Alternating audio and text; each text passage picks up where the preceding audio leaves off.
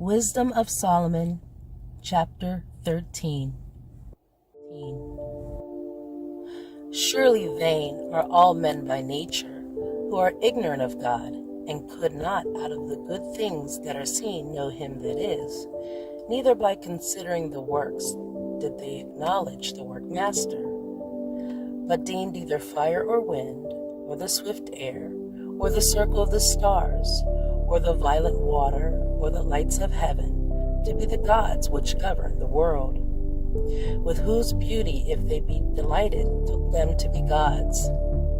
Let them know how much better the Lord of them is, for the first author of beauty hath created them.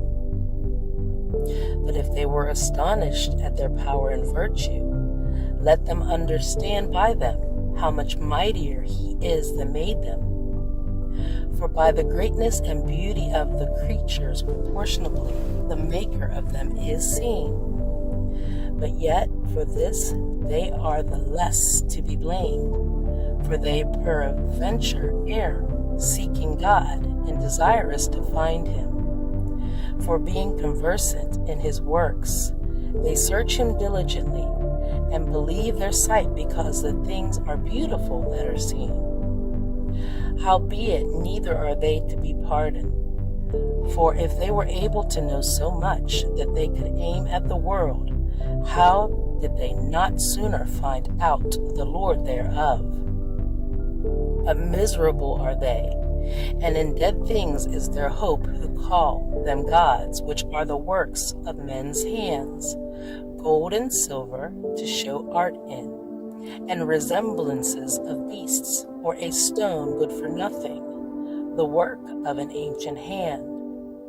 Now a carpenter that felleth timber, after he hath sawn down a tree, meet for the purpose, and taken off all the bark skillfully round about, and hath wrought it handsomely, and made a vessel thereof fit for the service of men's life.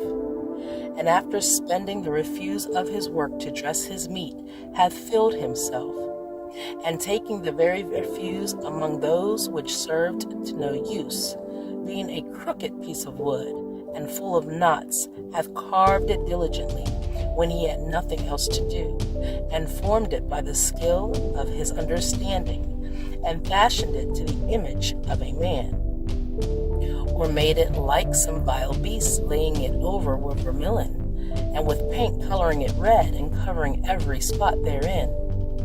And when he had made a convenient room for it, set it in a wall, and made it fast with iron.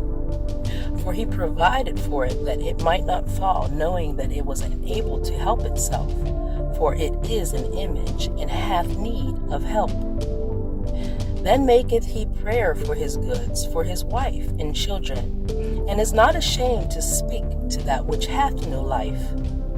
For health he calleth upon that which is weak, for life he prayeth to that which is dead. For aid humbly beseecheth that which hath least means to help. And for a good journey he asketh of that which cannot set a foot forward.